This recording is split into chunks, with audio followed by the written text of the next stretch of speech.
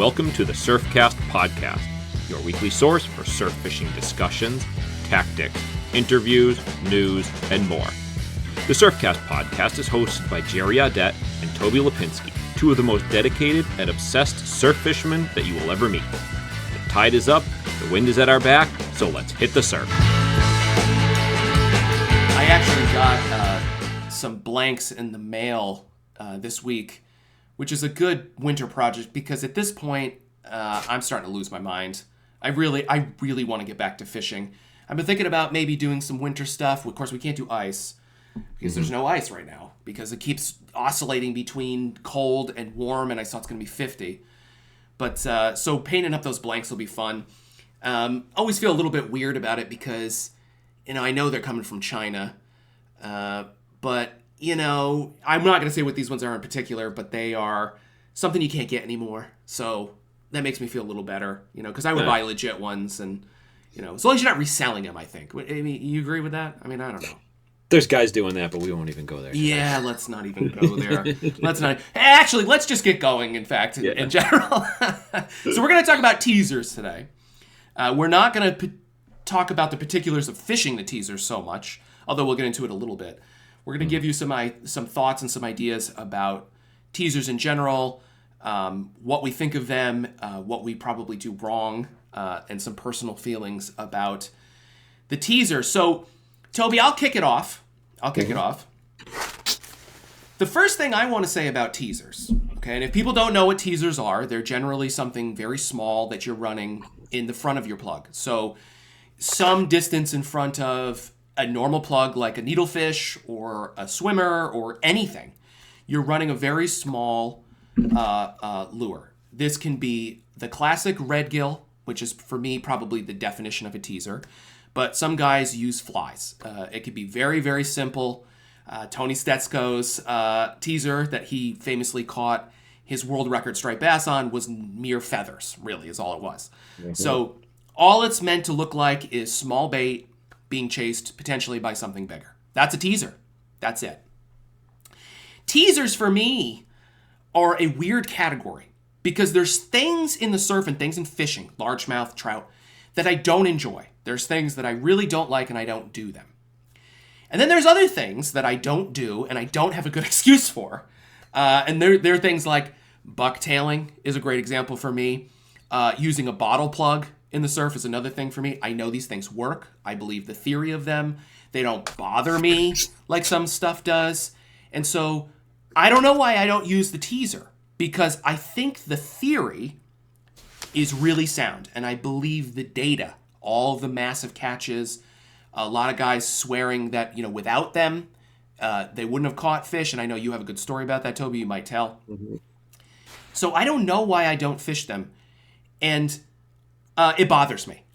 That's basically, so in thinking about this and thinking about going into the next season, I may have actually sort of inadvertently found a goal for next season through the podcast because I feel like I don't have a good excuse of why I don't. Although after you talk for a bit, I will give all kinds of excuses why I don't. So what do you think, Toby? What do you think? Well, I'll get into it in a second, but I know exactly why I don't fish them anymore. Because I did fish them for quite a while. As we talked, I'll mention this in a moment, might have a goal for fishing them this coming year. I might have one scenario and why that came up. But the one thing I wanted to touch before I get into those is what I always found funny, like where they sort of came from. And I'd have to actually look back, but I collect old surf fishing books. And one of the first references that I recall to even a teaser, and like I said, I can't remember off the top of my head what they called it or referred to it as, but they would actually put a piece of pork rind, like the pork rind you put on your bucktail, on just a bare hook ahead of their lure. So you almost can't even get more basic, at least flies or red gills are kind of fancy, the dressing lashed to the hook, etc. But I mean, they would just take a J hook and jab it through the pork rind, and that thing would just ripple along, and that was the teaser, and it worked, throwing that ahead of a tin squid. That's old school. But let's see why. I'll start off, I guess, with why I don't fish them, because that's probably the simplest. Because I know they work. I can tell a couple stories. It was really because I like my eyesight and I was tired of getting poked in the face. And what I mean by that, so I'm running the teaser. The way I would rig them up, I'd have my leader, which for me, I run a long leader. So I'm like, a 5-foot leader. I've got my plug down on the terminal end attached to the snap. And then above that, where the swivel is, I'd put a dropper and the fly or red gill or whatever was hanging off of it. So what would happen is I'd go to land a fish, and if it took the primary, the plug versus the teaser, I'm now leaning down to the surf, to the water, to grab the fish, and it's dark, and that teaser would be flipping around and catch me in the cheek, catch my hat, my face, my shoulder, and I'd get jammed, and now I'm stuck. Fortunately, it never, buried, but for a moment, you're stuck, and you're dealing with a hook in you and a fish, and I got tired of dealing with it, But I was catching on. So that is the simplest part of this whole thing of why I don't, because I just got tired of getting poked. So it's not about, because I think one of the things that the teaser gets accused of, and it has been my experience, is that it primarily catches a lot of smaller fish. It's not that reason you stopped.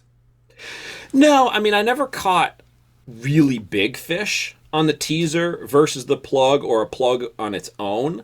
What it would do for me, it would twofold. It would either increase my catch totals on nights where I was either doubling up or just catching on the teaser, or I would just catch more of what's already there. For me, it never culled out bigger fish or culled out smaller fish. If I was fishing on 15-pound class fish, 15-pound class were coming on the teaser and the primary. If I was on 20-pound class, they were hitting both of them. I never really found in my experiences that it did way worse or way better size-wise. Have you I've heard people say that, and hell, I may have even written it a couple of times over the years, but I can't think of times where that was a thing that actually happened. Well, it has happened for me once. And I had sworn I told this story, but I guess I haven't yet on the podcast because I probably was in my seminars or whatever. It actually wasn't on a sand beach, which is where I think most people use teasers. The majority of guys and gals like to use the teasers on sand beaches. It actually was in an estuary. And to keep the story really short, I had both fly rod and spinning rod, and I was catching lots of fish on the fly rod. I broke the tip completely off, at least 10 inches down. And I went, they were schoolies, and I went to the plugging rod, and first cast with a teaser in front of a 12-inch sluggo, I had a 40-inch fish on the teaser, not on the sluggo. And very first cast, after sitting there for 2 hours catching on the fly rod, and you could say, well, fly rod this and fly rod that. Yeah, but the fish took the teaser. And there's no way that my presentation was any different. In fact, it was probably worse, honestly, first cast, etc. So that was an experience. And again, a 40-inch fish is not a big fish. It's just a lot better than what I had been catching, right? And I've seen situations where someone fishing a teaser when I didn't have a teaser was doing better than I was. They were catching bigger fish or a higher percentage of bigger fish. Maybe that's the way. So it really is sort of what you're saying. They're standing next to me. We're catching sort of the same fish, but they're catching more. And they're not smaller. It's not like they're catching more because they're culling out the 18-inch fish. So again, it comes back a little bit to me. Even with my experiences, I don't know why I don't so much. It's weird. Do you have a good story of, I really should, the teasers make a huge difference? Yeah, there's two experiences that when I think teaser, somebody says it, immediately jump in. But the bigger of the two stories was this bite we had. It was probably now late 90s. It was a late summer, early fall peanut bunker fueled bite. And my friend made created these peanut bunker looking teaser flies. He was a fly fisherman, so I don't remember if he tied them up originally to throw in the fly or if he tied them as a teaser, whatever the deal was, but I was like, this thing's perfect. It's 3 inches long, white feathers, little marabou, a little bit of a silicone head on it to keep it together. A dead ringer for a peanut. So we started fishing them. I had a needlefish, and it was crazy, not just on one outing, but for the whole season that I was heavily doing it. If you just threw a plug, and we were primarily fishing needles, you wouldn't really do much, amid these swarms of peanuts and blitzing and everything going on. You put that stupid teaser on, and that first cast, you're hitting. You're getting fish. And not just on the teaser. We were getting doubles where you're on the teaser and the needlefish. You're getting them just on the teaser. You're getting them just on the needlefish, and not like you're dropping them along the way. I mean, it became the thing that we had to have the teaser with anything we were throwing, or we weren't getting very much. And we kept testing it, like, clip that damn teaser off, because it's just, like I said, getting jabbed and stuff. It's a pain in the butt to me to deal with it. And you're casting, and if there's any weed in the water, it's picking that up. But it was just like, it just kept happening every single outing, that if you didn't have the teaser, you were just straight not doing as well as running the combo. And I don't know if it's like that theory of, something getting chased and it initiates the fish to like attack, and maybe it's twice as much stuff escape. Who knows what it was, but it was like undeniable that year. And I think that was right around the time where I eventually stopped, because like I said, I got tired of getting poked in the face when I'd have them on the tail hook, or the primary plug versus the teaser. But it was undeniable that year that the teasers did something to improve our overall success. I really believe, and this is the part that bothers me, because I really believe in that competition aspect. I think that is why the teaser works. And if my heart of hearts, okay, so there's data and science, and I believe the science of this, which is the whole theory of you're triggering the competitive drive of the fish to bite, blah, blah, blah, theory. But then anecdotally on the beach, in my heart, I believe that that's probably one of the aspects that makes it so effective. Because I'm a fly fisherman too, and I can tell you right now, there's been situations, again, I just told you one, but others, where the teaser and a lure is doing better than just a fly alone, or something like that. Or I have been fishing small soft plastics for a while now, and there are times when that doesn't do as well either, and the small soft plastic is a dead ringer for something like the teaser. You're teaserless fishing is what I always say. It's like teaser fishing without the teaser. And it isn't the same. So for me, I believe very strongly that aspect of it is what's one of the most important parts. And I think even if you're getting them on the plug, you're still firing that up. You're still triggering that. So they're not thinking through like, oh, that thing is chasing that thing, I'm going to catch the thing that's chasing. They just see this, and it triggers their automatic genetic, predisposition, and they attack. Mm-hmm. And then the that's mob what mentality. Yeah, it's the mob mentality. And maybe it also, in the particular case you're talking about, you're drawing attention, because in that particular case, even if they're after the little thing or the plug, your teaser alone sort of lost, but now you've got this other big thing moving through, and maybe it's not sight, maybe it's vibration, maybe it's profile, maybe it's just a shadow, whatever it is. But you're pulling them away. What do you think? Because you just kind of threw that out there, but I really believe that. I go back and forth in my head on it. I'm like, I'm putting way too much into what the fish is thinking when I think these kind of things through. But, I think, okay, if they're considering, and I'm going to, as I describe this, I'm going to put more thought into what the fish is actually thinking than instinctually reacting. But if they're thinking that, item A is trying to eat item B, well, I'm going to get to B first, I would think, well, item A is a little bigger because it's going to eat B, and now it's distracted. Why wouldn't I just always go for A because it's a bigger meal?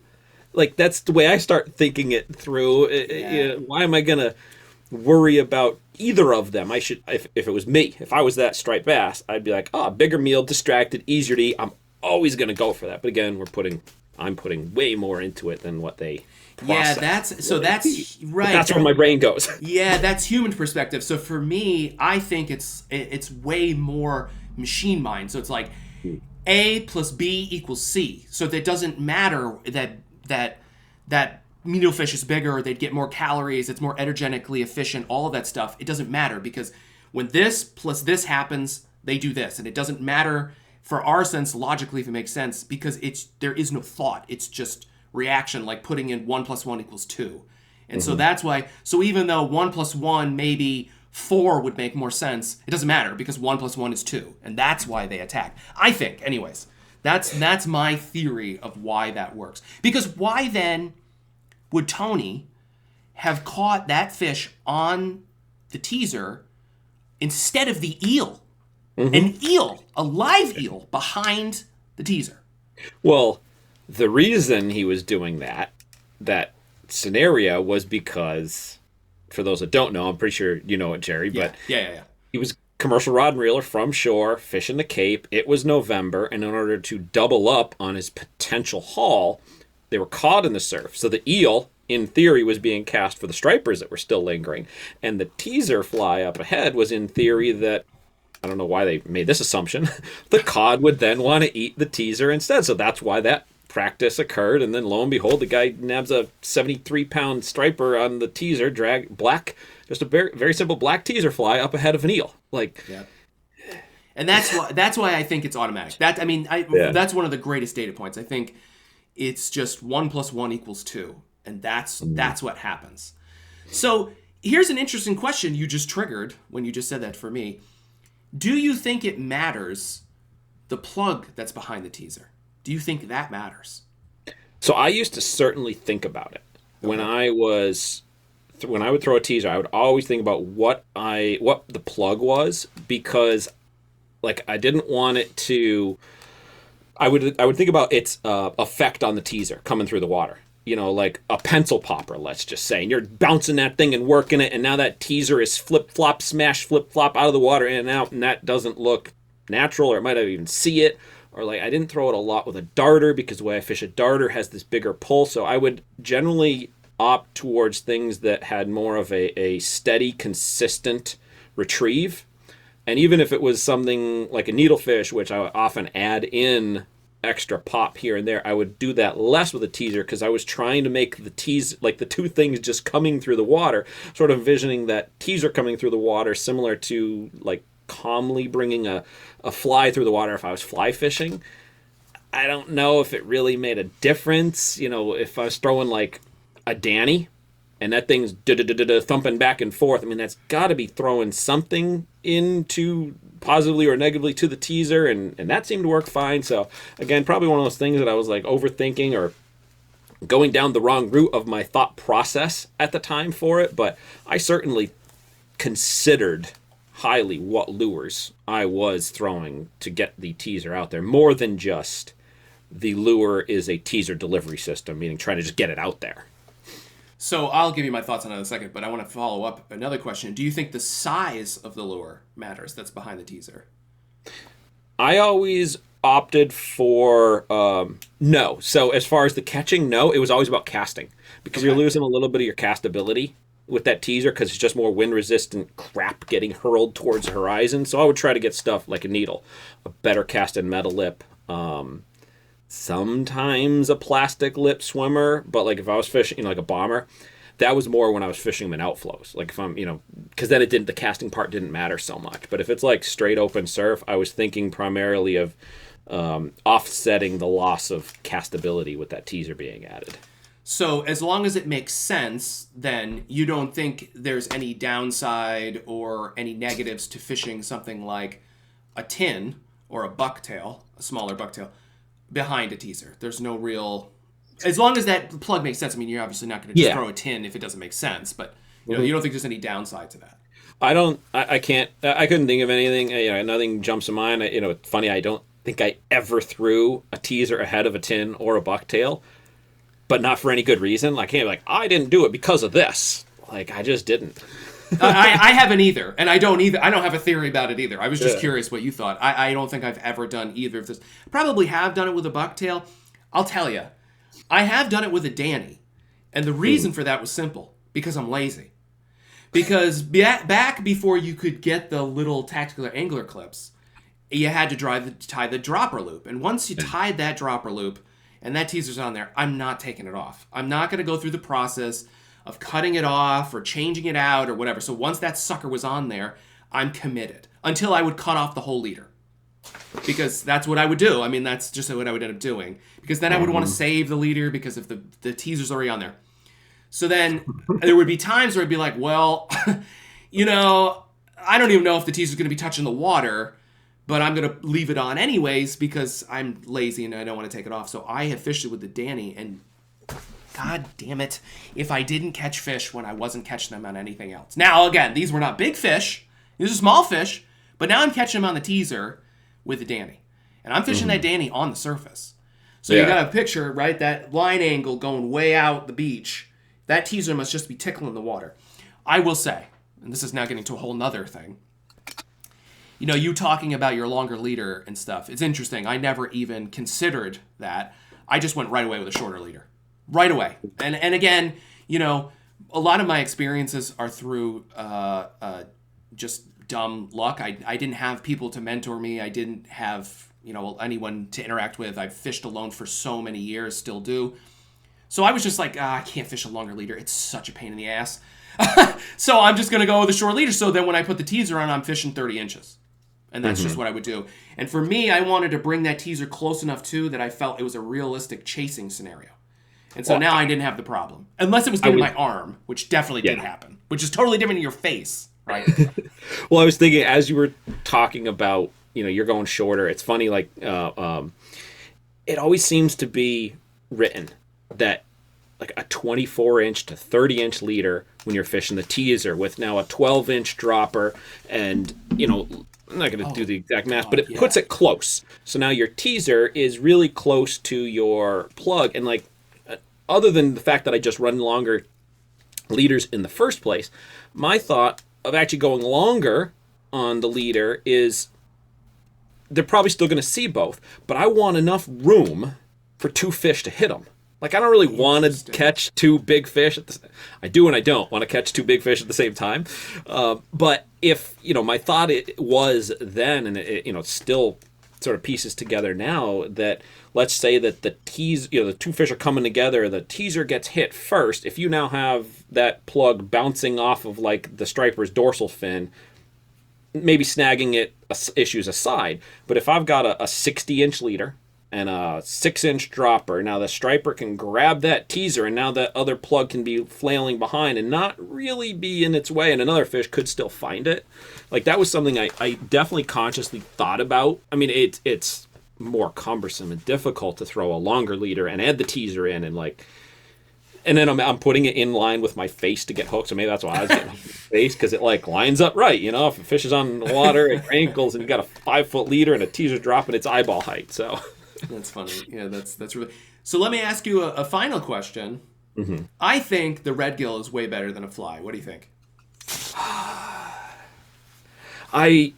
My success rate on the red gill was like, I'm going to throw out 2% of what it ever was on a fly. Interesting. Is that an experience thing, a time on the water thing, or is it real? I tried them everywhere, and I just never... I got a ton of them. I have more red gills still to this day that don't get fished than I do teaser flies that are still banging around. But I don't know what it was. I mean, you know, Frank Dano, like, I don't remember if we asked him directly, but I'd have to assume he would take the red gill over a fly teaser. Sure. Yeah, any day. Yeah, and maybe that like always made me want to make it work better, but it just never did. I don't know, it like, I don't have a good reason why, but it just never worked as well for me. And see, I love them. I feel like if I'm going to fish a teaser, it's going to be, and I've played with little tiny sluggos. I've played with putting on like a tsunami sand eel that actually has weight to it. I've done all kinds of stuff playing around because I'd like to play around. But I mean, I think the red gill is the thing. And actually, you know, Frank Dano, you know, talking about his bank sinker and red gill, and maybe we'll leave that there. That is really says the power of the red gill, doesn't it? I mean, I think that really speaks to it. It's, I'm not going to say written in ink for my 2024 seasonal goals to catch a fish in that scenario, but it is written heavily in pencil for the coming year. I think I'm with you.